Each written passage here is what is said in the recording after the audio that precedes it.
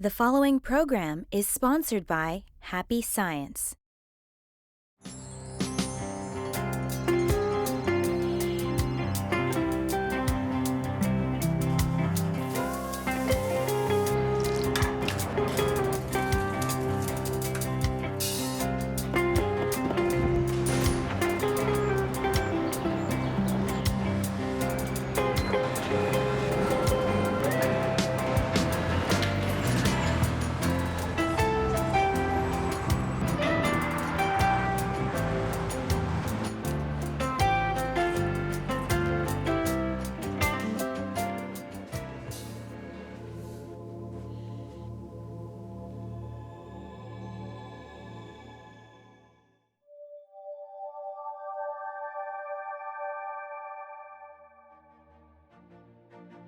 Hello, and thank you for accepting our invitation to happiness. Ryuho Okawa is known as a global visionary because of his deep spiritual insight and commitment to guide the world to a brighter future. To accomplish this, he founded Happy Science Group in 1986, which is now a global movement in over 100 countries. His vision and message to the world goes beyond the differences of race and language, empowering people with love. Together, in this 8-part series, we will explore practical ways on how you can be happy and how you can take part in creating happiness as a society. On September 11, 2001, one of the most shocking and devastating events in history struck the nation and changed the world forever. Here we are today, still wondering how we can achieve world peace. What is global justice? Or is it even possible? Nowadays, it seems more than ever we are experiencing chaos around the world. Why is this? We are living in modern times where technology has made the world closer, yet we seem so far apart. We still fight and have wars between countries. What are we fighting for? What is the truth behind these wars? In this episode, we will look into world justice and how it can be accomplished. But first, let's go to the streets of New York and hear what they think is needed for world peace.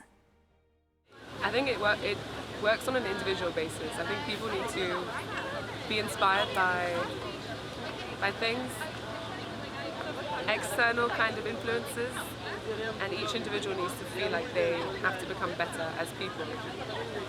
But there has to be a universal kind of message influencing people individually to fix their perspectives and want the same thing. Because there are people, groups that have their own agenda and they think that's the best, but we all need to be on the same page. Many more years of learning. It's not going to happen anytime soon. And many more years of people learning to live together and to learn how to live with each other's differences. How about you? What do you think is needed for world peace? Let's watch a lecture from Okawa that will give us a deeper insight on global justice. This lecture is entitled Establishing the Justice of God.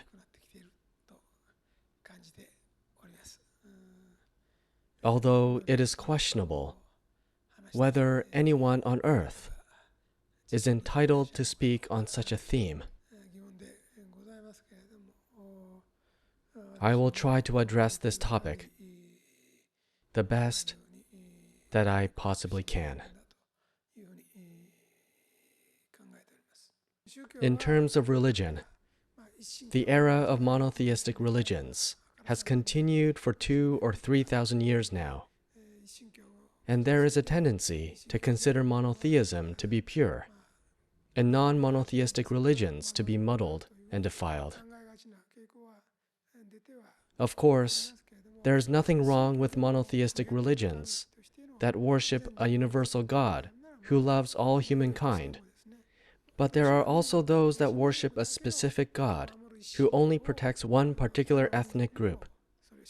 Forcing other ethnic groups to believe in their own God would mean that one particular group could completely dominate others. That would be unreasonable. On this issue, Happy Science teaches that there are different levels of gods and different ethnic gods. In fact, countries have their own ethnic god, whose role is to bring prosperity and wealth to its people and to guide them in the right way.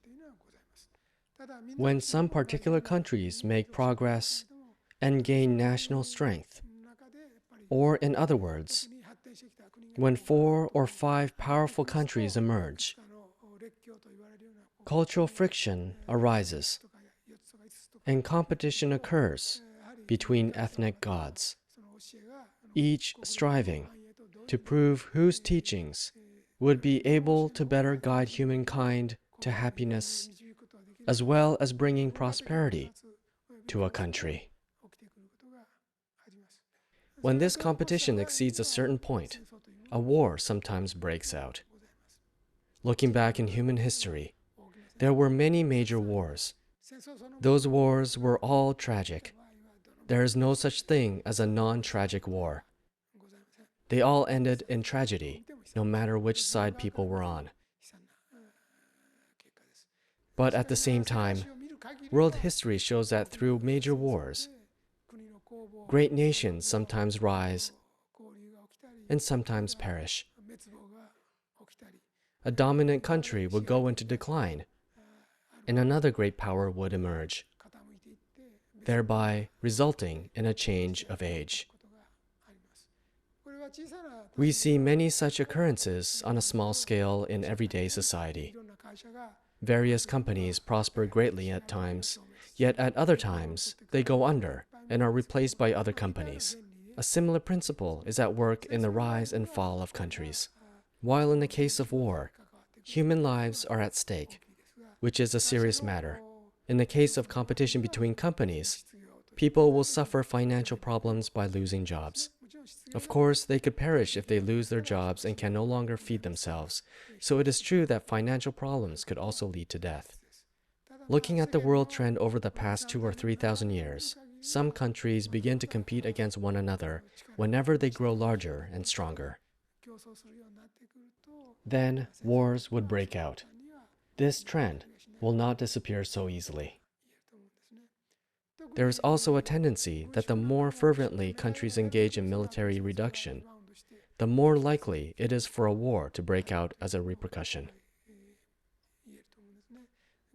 In many cases, military reductions are imposed on weak countries by powerful ones as limiters to prevent opposition.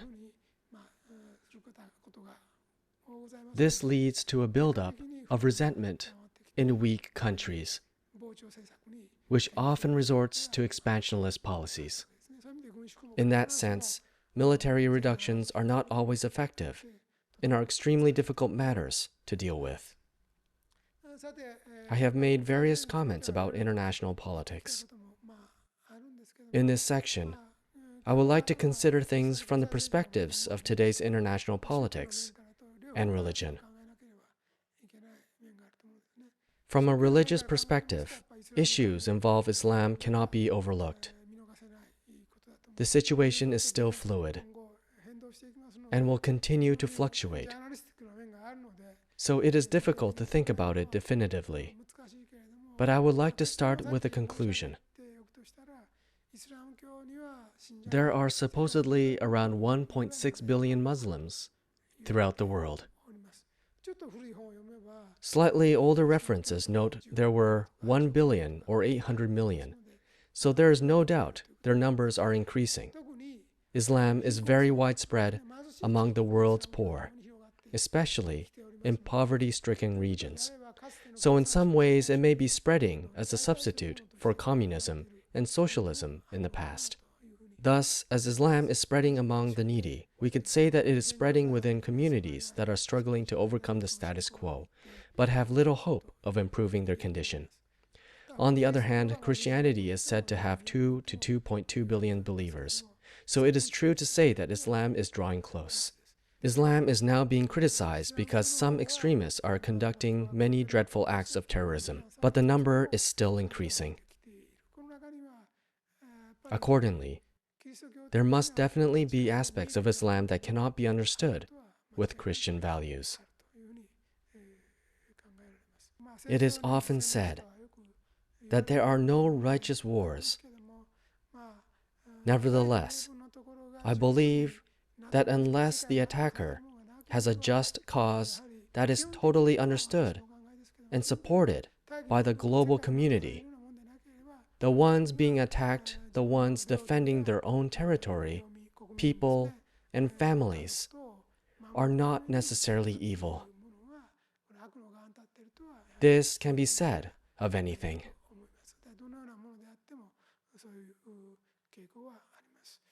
In the world, there is a rather widespread mindset based on monotheism, which regards other religions as heretical. However, in many cases, this judgment comes from ignorance. People are simply thinking as they were taught in their religion. It would seem that even church leaders are often limited to this level of awareness. In the course of their missionary work, they enthusiastically preach that their beliefs are the only ones that can save people, and they gradually narrow their scope to say that there is no salvation other than through Jesus. Nevertheless, I can well understand why religions tend to move in that direction. Only in recent years has it become possible to think about things on a global scale.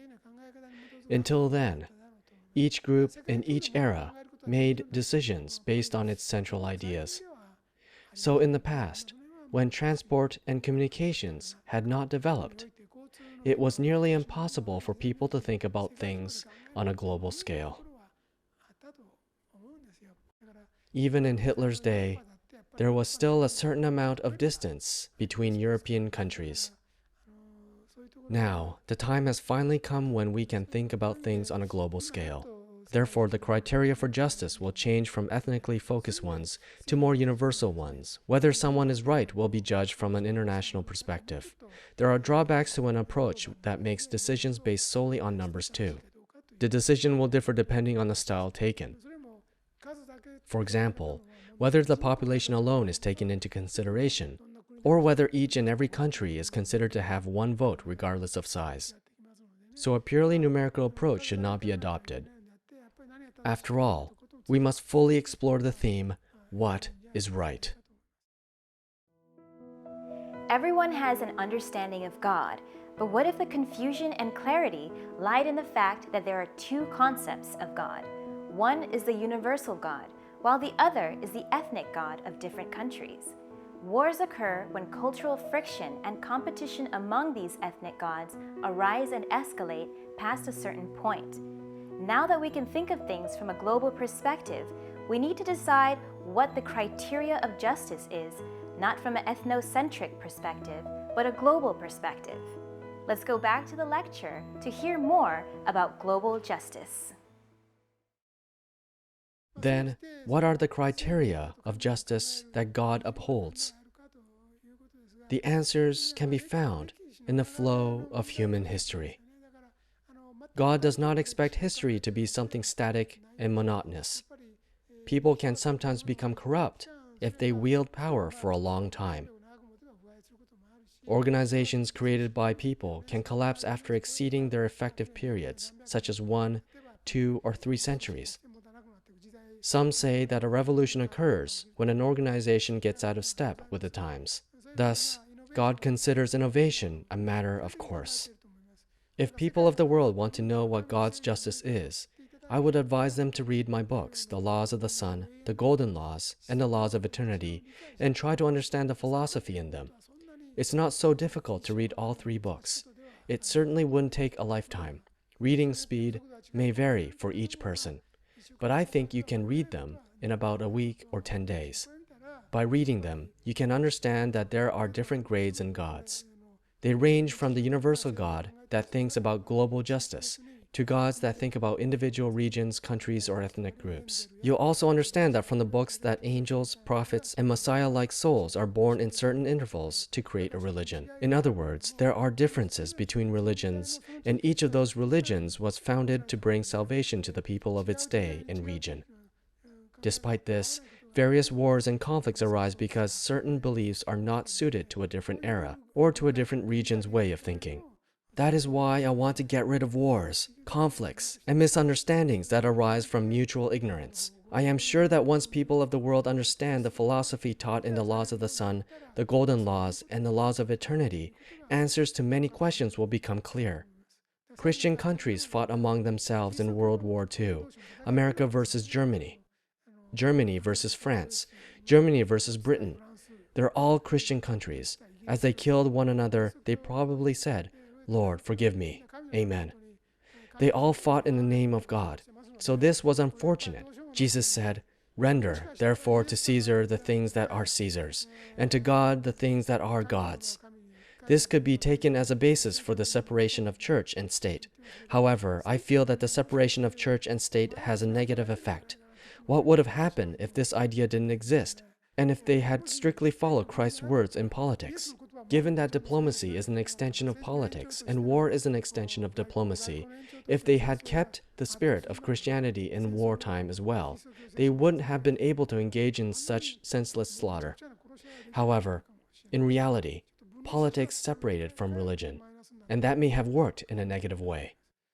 The roots of Islam and Japanese Shinto are surprisingly similar, and they share some commonalities. They both believe that someone close to God should rule a country. Both have a profusion of war gods. In that sense, they are very similar.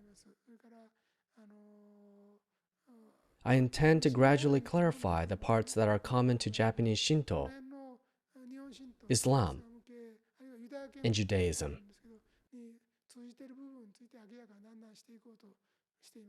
I have also confirmed the spiritual truth that the souls of Christian saints are being reincarnated as leaders of various religions in Japan. People can't transcend their nationality so easily, but some souls transcend nationally and move surprisingly freely around the world. Let me explain this in terms of a company. There are different departments, some weak and some strong. In a company, efforts are made to ensure that everything goes smoothly overall by transferring personnel or deciding who to send to which department. The same effort is observed in the religious world. This is a reflection of God's management. What I want to say is this. The biggest desire of God is for many people, or if possible, everyone without exception, to live in happiness. Many scholars who specialize in international politics often use a parable from Christianity to explain the principle of politics. They say that if one sheep out of a flock of 100 goes astray, the principle of politics would be to lead the remaining 99 sheep to safety, whereas the principle of religion would be to search the countryside for the lost sheep. However, what I teach at Happy Science is different. I don't tell people to save the lost sheep at the expense of the other 99. I say that you must also protect the 99 while caring for the lone sheep. Maybe I'm asking for too much, but I tell people to do both. In other words, while we aim for the greatest happiness of the greatest number of people, we have to care for those who have slipped through the safety net too. I'm saying that you shouldn't organize everything around the ladder. The recent Piketty hypothesis from France condemns widening income inequality, and it proposes to level everything in accord with the poor. However, that is nothing but Marxism. It would only make the whole world poor. In a world of poverty, people would no longer be able to help one another. So we should not aim for poverty. It is impossible to distribute wealth unless there are affluents. So there must not be a mistake in your fundamental way of thinking. That is to say, it is wrong to construct an entire theory for the sake of one lost sheep. Religion began to decline at the same time that Marxism appeared, and that is because Marxism includes a part of a fundamental principle of religion. In fact, Marxism politically amplified the idea, right is on the side of the weak. In reality, there can be no government or management without the support of the majority. This is true according to the principle of governance. Therefore, it is necessary to pay attention to both the wealthy and the poor in a well-balanced way. God wishes for the prosperity of each country, as well as a global prosperity that brings harmony to all affiliated countries in the same age. When conflicts, contradictions, or raging wars arise due to different ways of thinking, adjustment will naturally work to bring about reconciliation and produce peace. Someone may rise to oppose war, or an angel of light may appear as a brave politician or soldier to crush those who commit evil. In this way, a principle will work in various ways to stop such conflicts.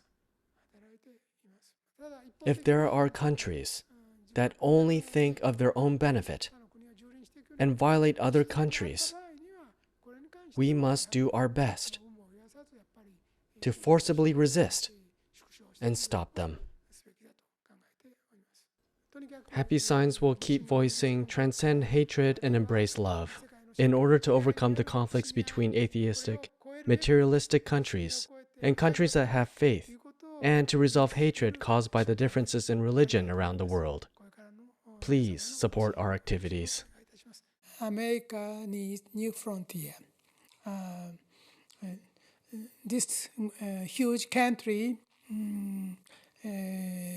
suffered a lot from the Iraq war and fighting against terrorism.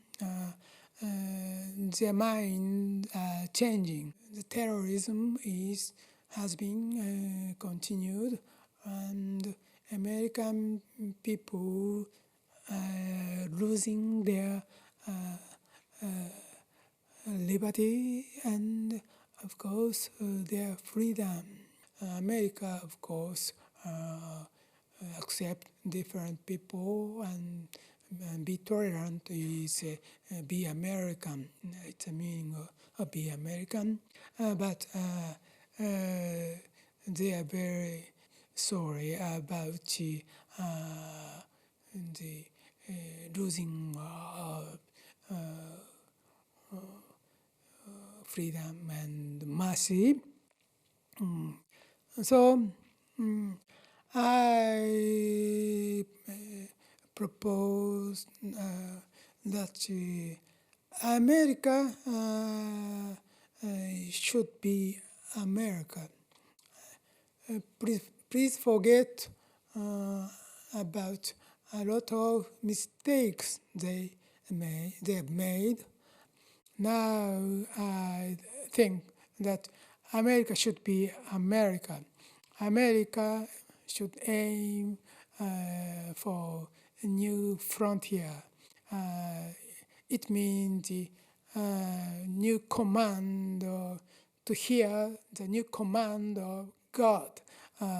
It means America don't abandon their destiny or their mission from God. They don't abandon the apply to protect the earth. If they are declining now, but still they are number one supreme power in the world, and they must fight against evil power. Don't lose American mind. The American mind, it's very important. The American mind is the mind believe in God and believe in justice, and in the name of justice do conduct and make better world. It's a mission of America, and another countries will follow America. That is your mission. Don't lose the American mind. It's the starting point of America. I think so. Thank you very much. Wars and conflicts arise from mutual ignorance. To overcome them, Okawa continues writing books of truth. There are various religions, and each of them was founded to bring salvation to the people of its time and region. God wishes to realize the happiness of all people. To achieve this, God sends various kinds of leaders in the religious, political, and educational fields to improve this world. God's management is at work on a worldwide scale, beyond ethnicities and religions, based on God's justice. So by understanding this underlying theme, we can create true justice in the world.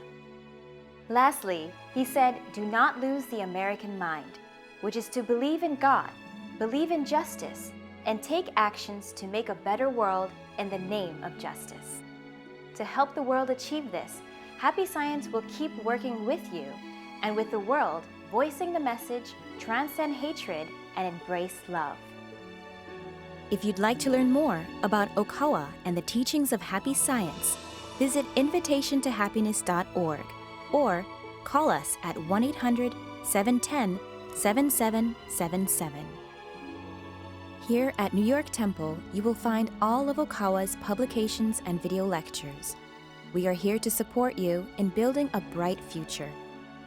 Come join us for weekly Sunday workshops and weekday guided meditation sessions. Your happiness is our mission. For more information on upcoming events, go to invitationtohappiness.org or call us at 1-800-710-7777. Once again, thank you for accepting our invitation to happiness. And join us next week, where we will be exploring the topic of illness and karma. Is there a connection or a lesson behind illnesses? See you next time to learn more.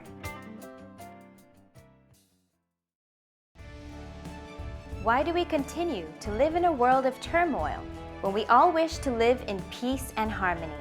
The laws of justice has brought together religious, spiritual, political, and economic reasoning to bring the world together. Win your free copy of the Laws of Justice. Visit okawabooks.com for details.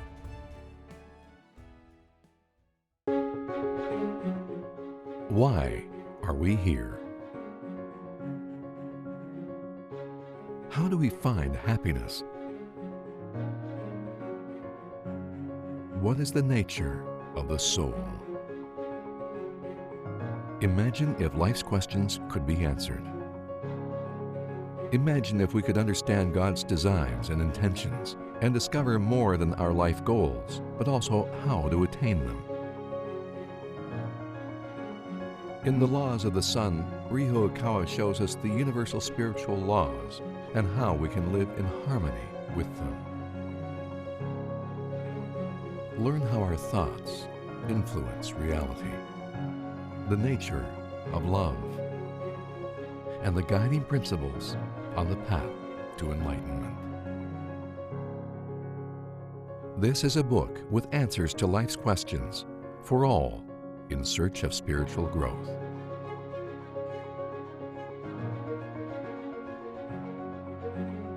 From an author who writes to unite humankind in peace and harmony.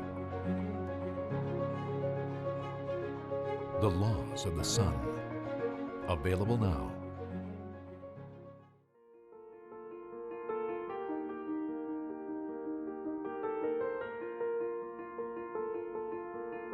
The preceding program was sponsored by Happy Science.